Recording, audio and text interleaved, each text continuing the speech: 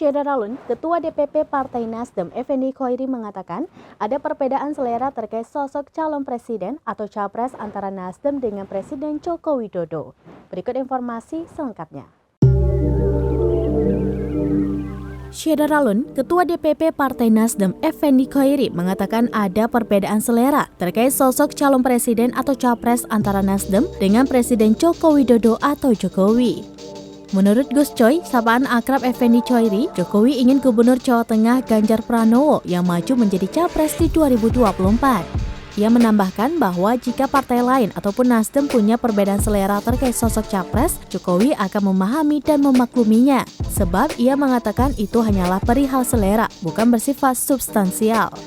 Lebih lanjut, Gus Coy mengatakan setiap pemerintah tentu memiliki idealisme untuk melakukan perubahan. Meski di sisi lain ada program sebelumnya pula yang dilanjutkan oleh pemerintahan selanjutnya. Terkait perbedaan selera itu, Gus Coy menilai Jokowi tidak perlu khawatir, sebab Nasdem berkomitmen akan tetap mengawal pemerintahan hingga selesai masa jabatan.